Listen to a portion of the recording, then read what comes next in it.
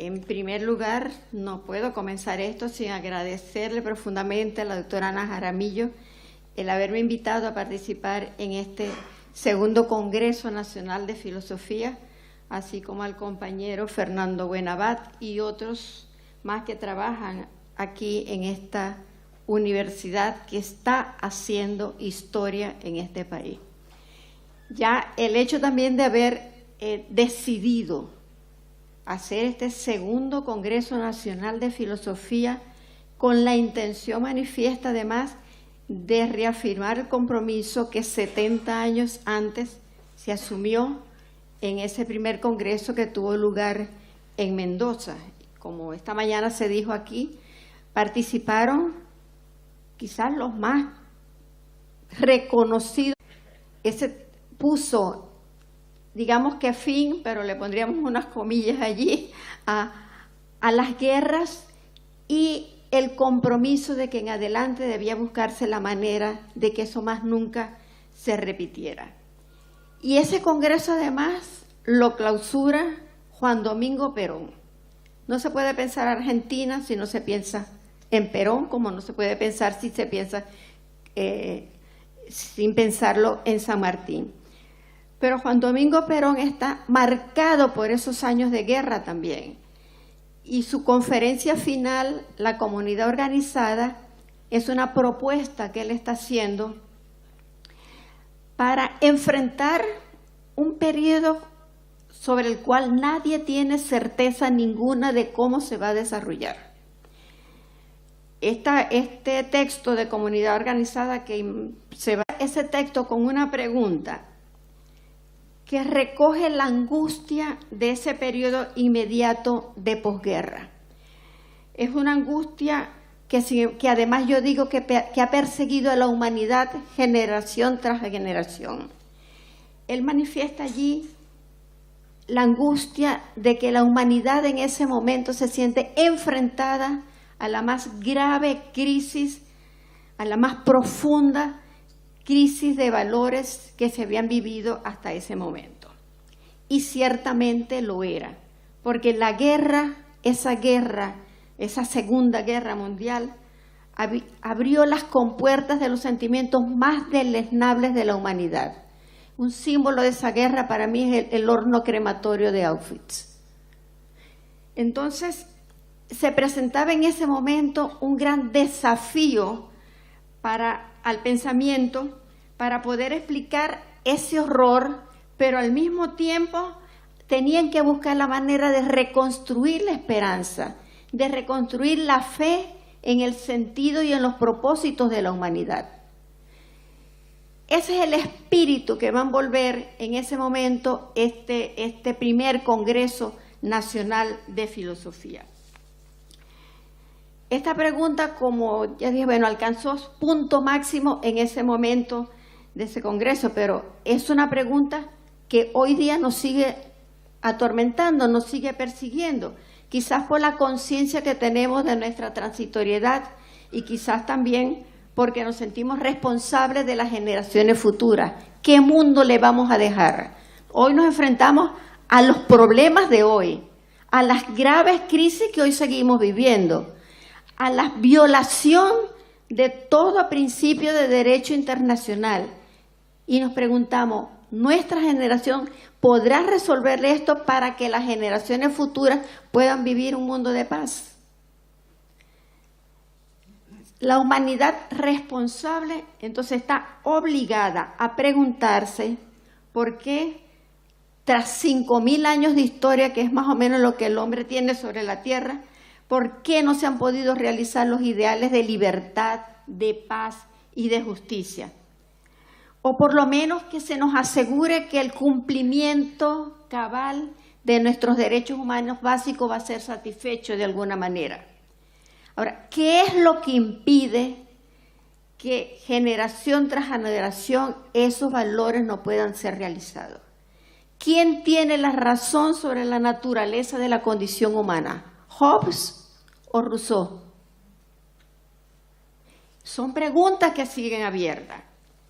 Ahora, en ese contexto entonces internacional del fin de la guerra, se impone para todos y para todas la exigencia de una reconfiguración o de una recomposición de un nuevo orden mundial. El orden mundial anterior, que lo representaba en ese momento la Sociedad de las Naciones, ese orden resultó infructuoso para detener la Primera y detener la Segunda Guerra Mundial. Entonces, había que buscar establecer un nuevo orden en el que se establecieran reglas muy claras de obligatorio cumplimiento para todos los países que garantizaran el respeto entre las naciones, en primer lugar, la no violación de las soberanías nacionales, la observancia estricta del respeto a los ordenamientos internos de cada país, la no recurrencia a la fuerza bruta, sino a la recurrencia al diálogo, o bien, en caso de conflictos internos en tres países, el que todos se comprometieran a recurrir a instancias internacionales reconocidas igualmente por todos los participantes. De esta manera se crea en 1945, como todos saben, la Organización de las Naciones Unidas, la ONU. Y más tarde, pues de ahí van a surgir las otras derivaciones de esa misma organización, como la UNESCO, la FAO, el Comité Internacional de Derechos Humanos, etc. La pregunta que nos hacemos hoy también, 70 años, más de 70 años de haber sido fundada esa ONU, es si la ONU ha cumplido con los objetivos para los cuales fue creada. La respuesta, me imagino que todos sabemos que no los ha cumplido. ¿Ha reinado desde entonces la paz en el mundo? Porque esa ONU se crea para que asegurara la paz futura. ¿Se ha respetado la soberanía de los pueblos? ¿Se han impedido otras invasiones militares? Evidentemente no. ¿Cuál es la razón de que eso no haya ocurrido? Yo diría que una de las razones fundamentales es que la ONU nace con un pecado original en su propia estructura, que es el dominio ideológico y político de los Estados Unidos. El hecho de que su sede esté en Nueva York ya dice bastante. Pero lo más grave es que ese mismo Estados Unidos que firmó la paz en Yalta y que propuso la creación de la ONU, nunca se ha comportado históricamente como un país dispuesto a cumplir las normas que asegurarían no solo un nuevo orden mundial de respeto entre las naciones, sino que Estados Unidos pareciera estar destinado por su naturaleza a comportarse como el propio centro dominador de ese orden mundial. Ya no solo decide cuándo y hasta dónde se va a pegar algún reglamento, sino que actúa de hecho como el único país que está por encima de todo orden mundial. Y parece que no hay poder alguno que le haga cumplir ninguna resolución aprobada por la ONU. Y para poner un solo ejemplo, durante 27, 28 años se ha votado en la ONU el levantamiento del embargo aplicado por Estados Unidos a Cuba. Los resultados de esa votación son abrumadoramente casi unánimes, casi. Incluso el año pasado no hubo ningún voto en contra, sino solo 2 abstenciones. Pues esa abstención, que es la de Estados Unidos y su fiel Israel, esa abstención vale más que la opinión del resto de todos los países del mundo, y Estados Unidos no cumple lo que la ONU acuerda de que debe levantarse el embargo a Cuba. Y como ese, y de acuerdo a esa conducta, así actúa siempre Estados Unidos. Ahora bien, hoy no solamente es que ha retomado la primera de las medidas injerencistas que tomó en su historia republicana, como fue la doctrina Monroe, por la cual se cree con el dominio exclusivo sobre todos los pueblos y gobiernos que componen el continente americano, sino que hoy también Estados Unidos parece estar reviviendo y haciendo valer la tesis de aquella famosa tesis del siglo XIII por allí, del llamado Imperium Mundi, que permitía que los papas, como herederos de Dios en la tierra, pudieran repartir porciones del planeta a quien mejor le pareciera, y que se hizo realidad con respecto a nuestro continente en 1506, cuando el Papa Alejandro VI reparte las nuevas tierras que descubiertas entre el rey de España y el rey de Portugal, bajo el tratado llamado de Tordesillas. Pues eso mismo que los papas se atribuían en aquel entonces, eso mismo lo está asumiendo hoy el señor Trump. Y si no, fíjense, ha decidido que Jerusalén es capital exclusiva de Israel. Para él los palestinos no existen ahí en Jerusalén. Pero no solamente eso, además ha firmado, y él asume que su firma tiene validez universal, es decir, actúa como un emperador del mundo, cuando afirma que las alturas del Golán ya no pertenecen más a Siria, sino que pertenecen a Israel. ¿Está o no está asumiéndose como un emperador del mundo? Siempre lo han hecho los presidentes de Estados Unidos, pero ahora con mucho mayor descaro. Otra vez se hace efectivo aquello de sic volo, sic juvo. Lo quiero y por lo tanto así es. De verdad que se quedó corto Bolívar cuando en 1929 dijo: los Estados Unidos parecen destinados por la providencia a plagar la América de miseria en nombre de la libertad. Pues hoy los Estados Unidos plaga de miseria al mundo entero en nombre de una libertad y de una democracia que para ellos tiene un solo significado: libertad de mercado y democracia que favorezca los intereses norteamericanos.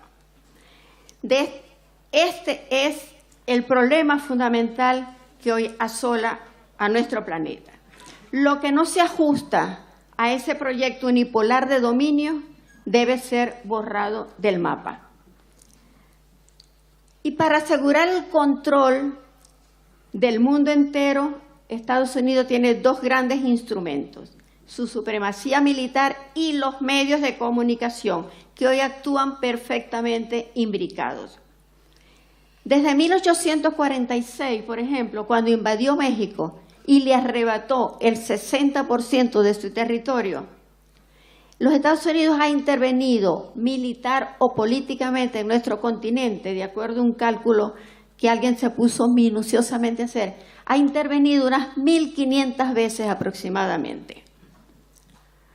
Y aunado a ese ejercicio directo de la fuerza militar, además nos ha colonizado culturalmente, imponiendo su ideología ya no solo entre la clase alta o la clase media, sino que sobre todo a partir de la aparición de la televisión y de los medios digitales, en particular las redes sociales, hoy eso ha permeado hasta los sectores más populares.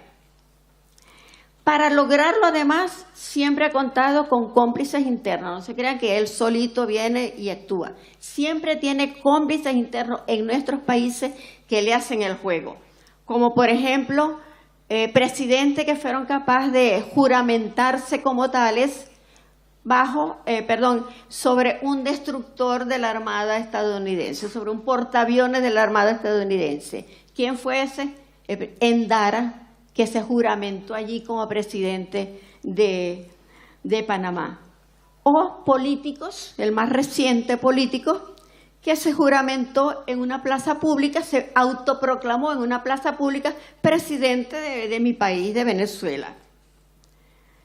¿Y por qué lo hizo? Porque ya eso estaba todo planificado y él sabía de antemano que 5 minutos después de él autoproclamarse, Estados Unidos y los 40 y tantos países que lo siguen ciegamente lo reconocerían públicamente como presidente, violando todo principio constitucional, toda normativa interna, sin haber recibido un solo voto de nadie del pueblo venezolano. Él se autoproclama presidente. Y hoy incluso tuvo la desfachatez de decir, yo no sé, uno no sabe si reírse o qué. Dice que si intentan quitarle a él su inmunidad parlamentaria, eso sería un golpe de Estado que le están dando a él y que la Fuerza Armada venezolana reaccionaría para ponerlo otra vez en el poder. O está loco o de verdad uno no sabe ya ni qué pensar. Ahora, la presencia militar de Estados Unidos no solamente se queda en nuestro continente, hoy es una presencia prácticamente global. Estados Unidos está presente militarmente en 177 países de los 196 que existen sobre el planeta Tierra. Tiene más de 800 bases militares regadas por el mundo, de las cuales 80 están en nuestro continente. Tiene un aproximado de 250.000 soldados sirviendo de manera permanente, a los que le va agregando más de acuerdo a los conflictos que vaya enfrentando.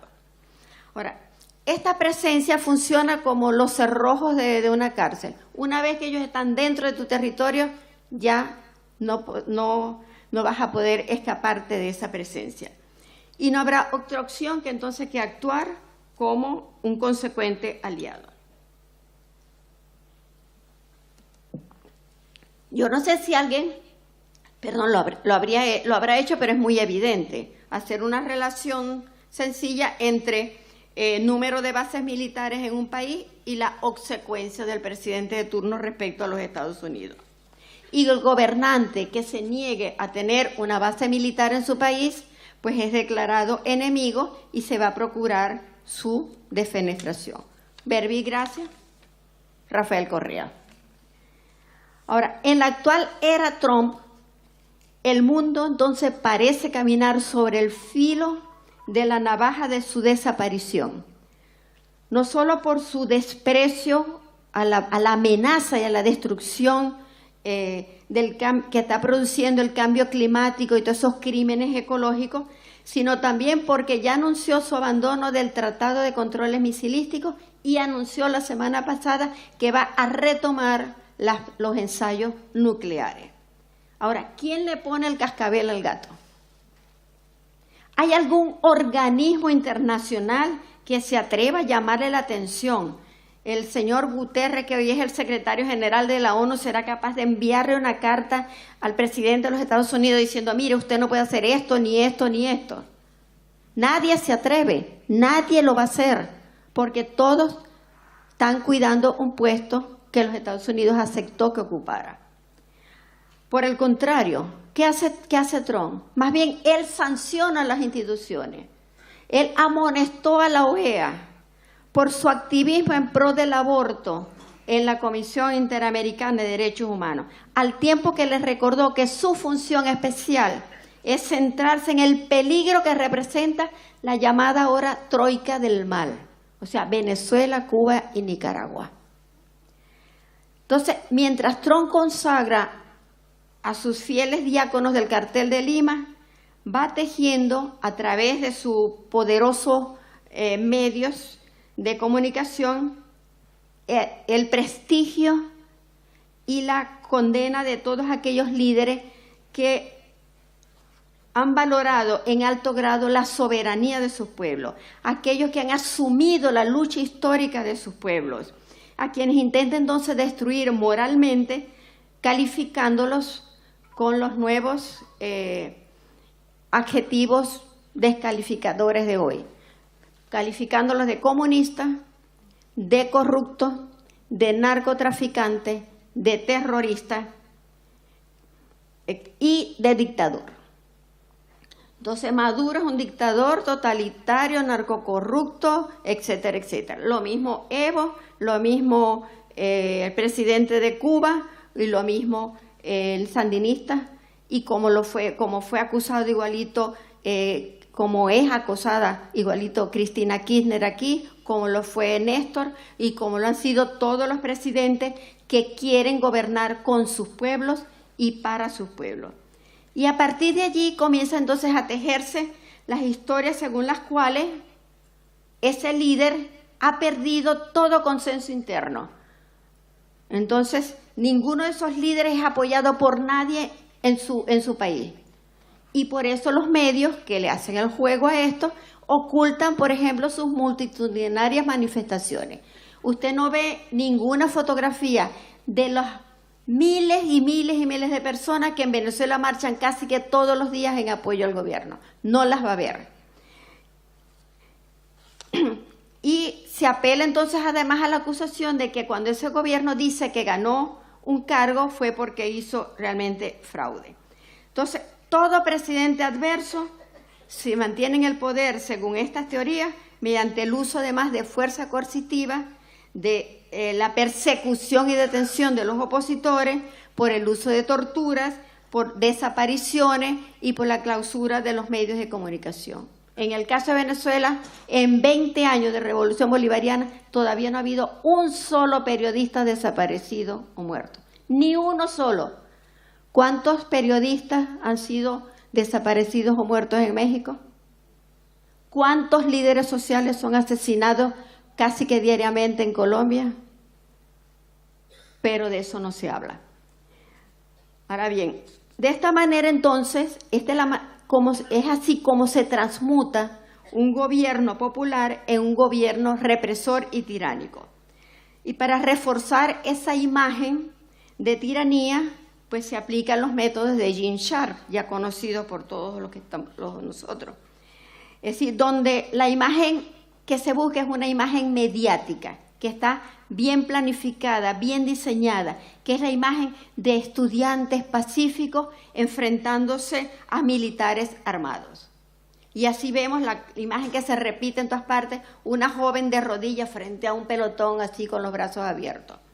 Sin importar si estos jóvenes agreden a esos militares para provocar alguna reacción que luego sea la tapa de todos los medios internacionales.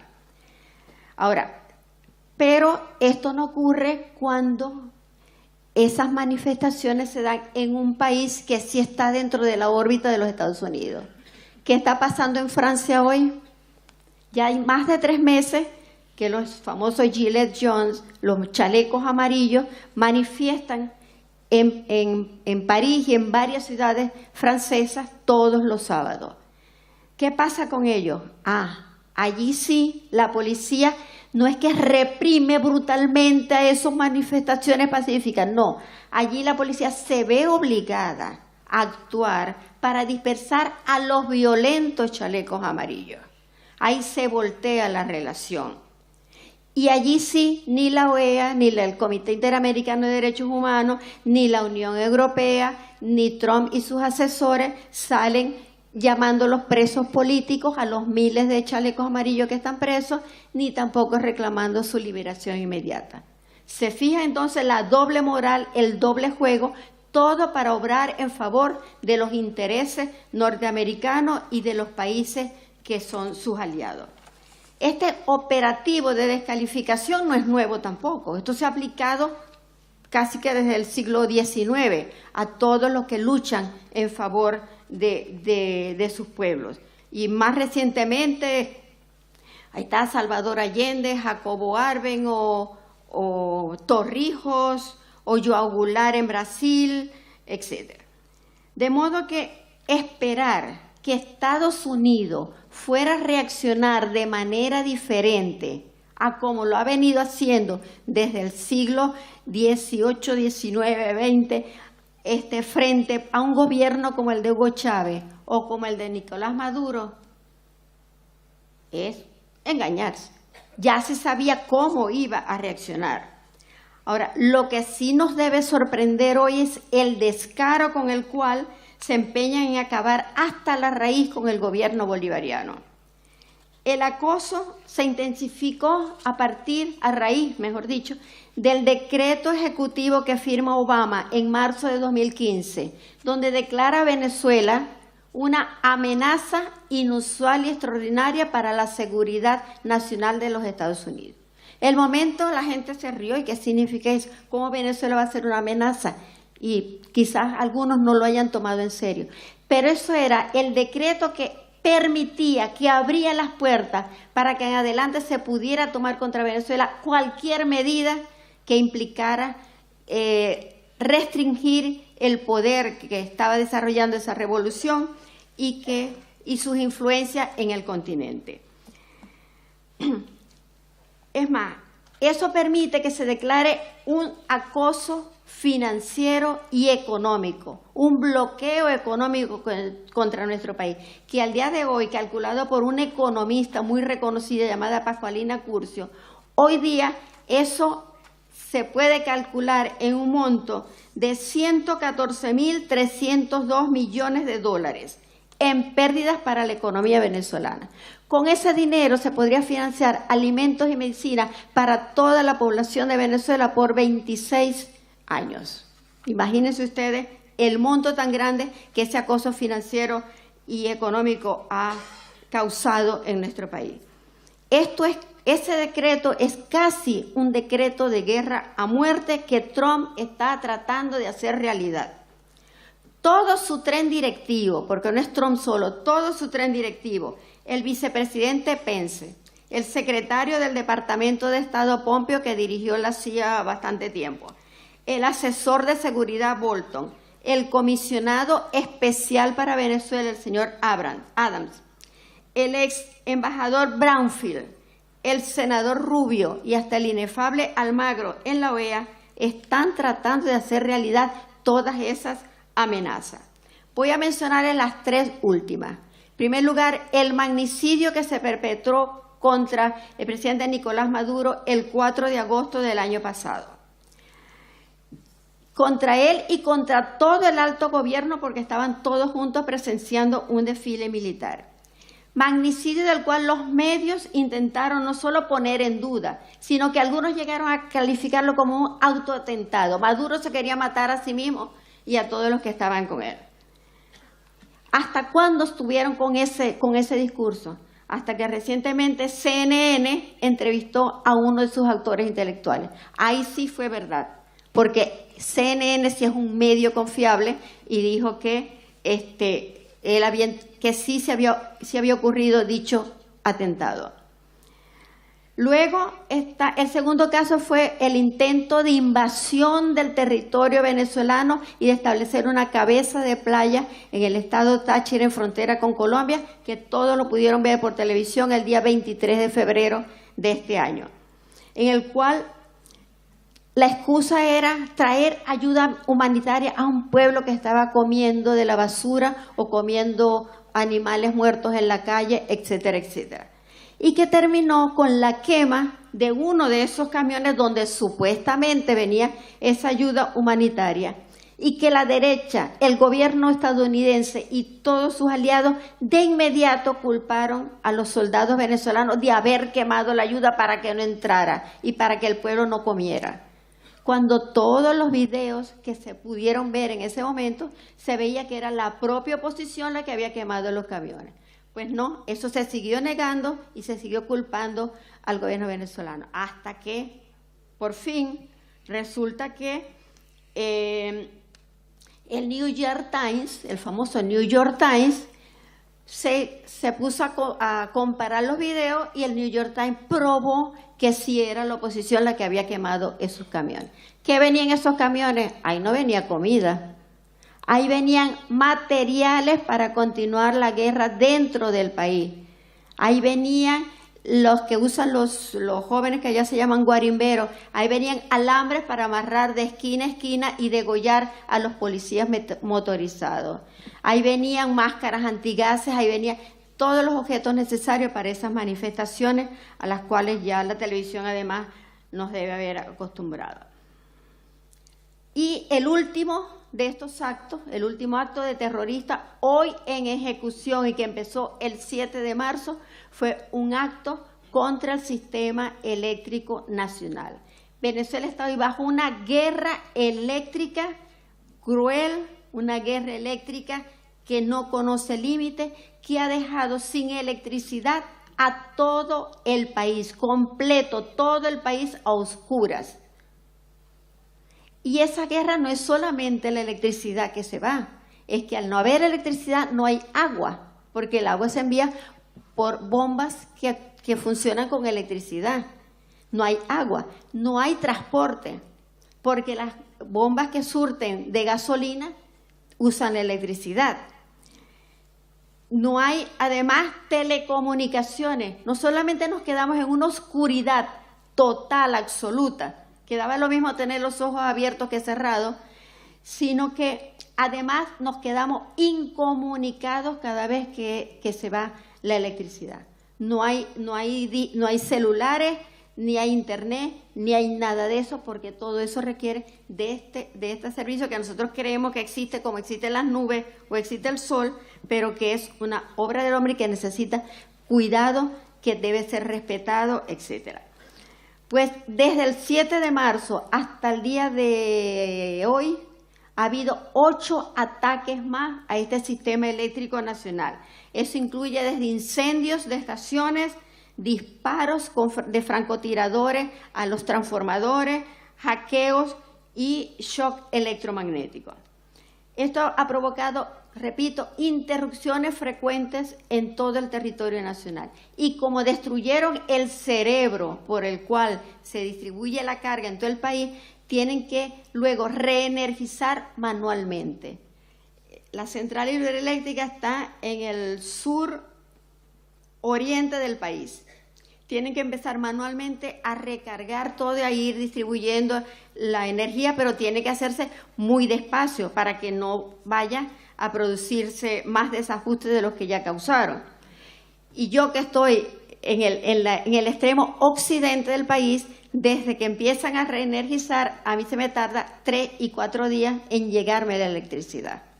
Y cuando ya empiezo a contar los 4 días, hay un nuevo atentado y mi cuenta vuelve a empezar desde cero.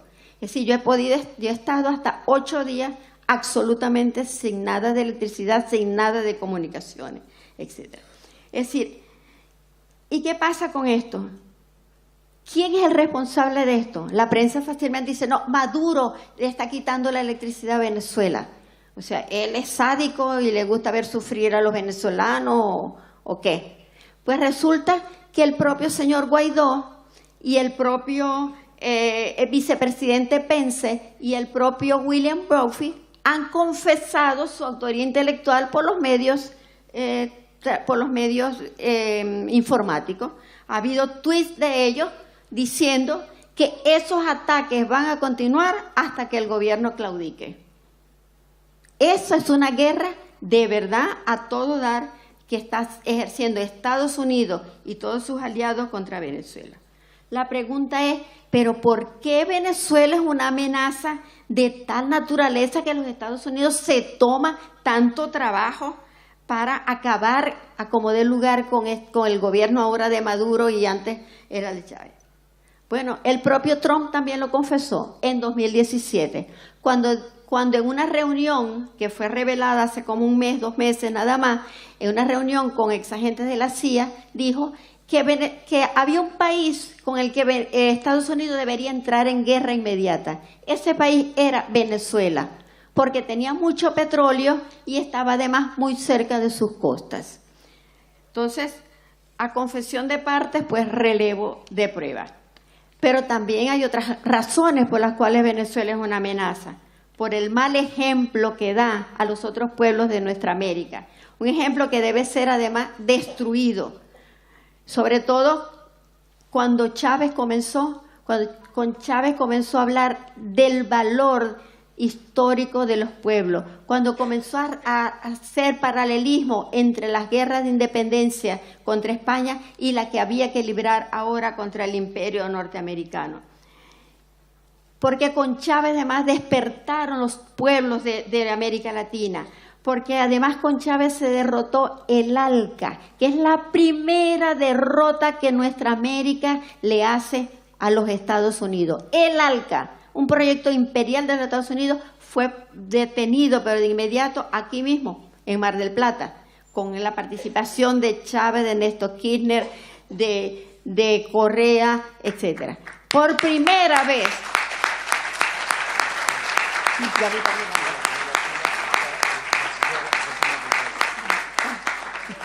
Por primera vez, un presidente norteamericano se le dijo un no en su cara.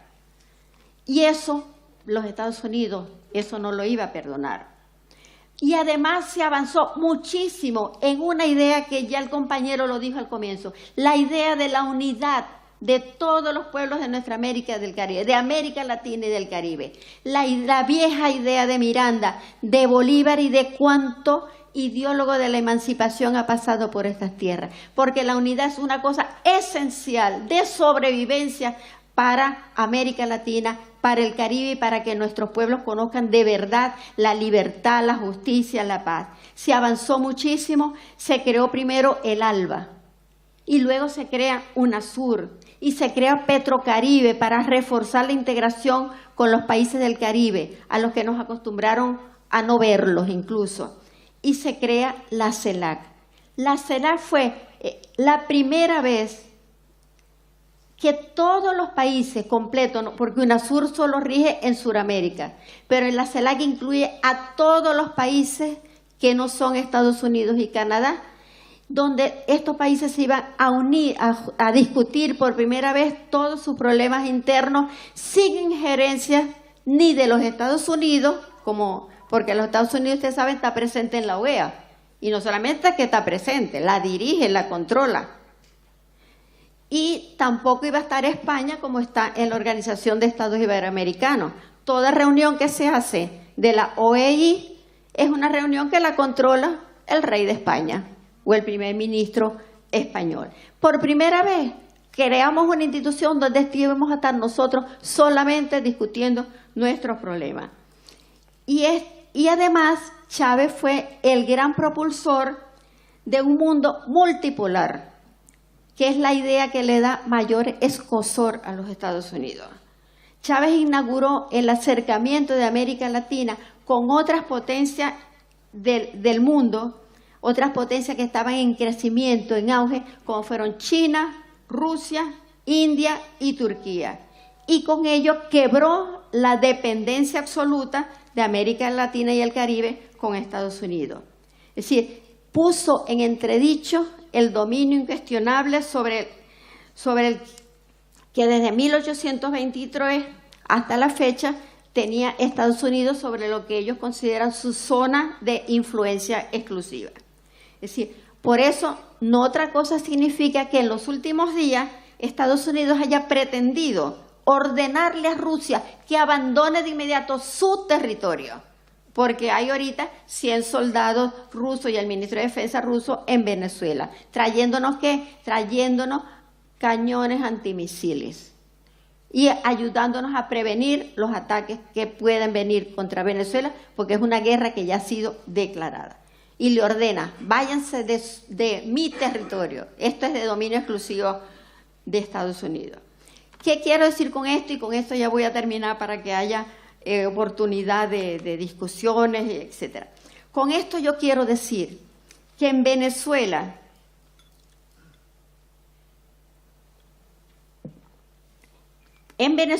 se está jugando hoy no solo el destino de los venezolanos y las venezolanas, o el destino de América Latina y el Caribe. Hoy en Venezuela se está jugando el destino del mundo, porque de lo que allí ocurra dependerá si Estados Unidos se afirma como el imperio del mundo que él se cree, o si finalmente se logra establecer un orden mundial multilateral en donde todos los pueblos del mundo estén igualmente representados, donde puedan opinar libremente, donde puedan votar libremente sus propias decisiones sin injerencias externas de ningún tipo.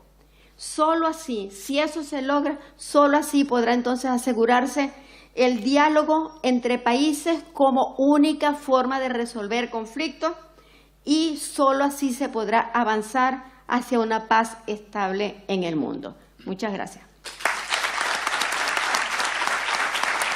Bien. Bien, a continuación invitamos a la señora rectora, doctora Ana Jaramillo, a acercarse al estrado. Entregará un presente del Martín Fierro de José Hernández con ilustraciones de Luis Escafati a la licenciada Carmen Borges.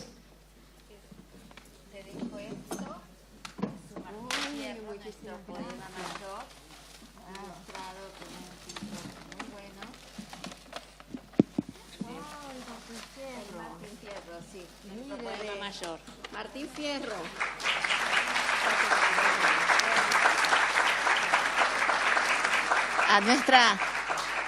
A nuestra historiadora le regalamos un Martín Fierro ilustrado y le recordamos que los venezolanos y la mayoría de los pueblos latinoamericanos, hace 150 años José Hernández dijo: las Islas Malvinas es un problema urgente.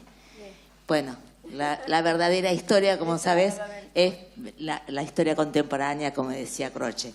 Muchísimas gracias por el apoyo y mañana le entregarán y dirán, no, son todos regalos, obsequios de la universidad y muchísimas gracias, Carmen.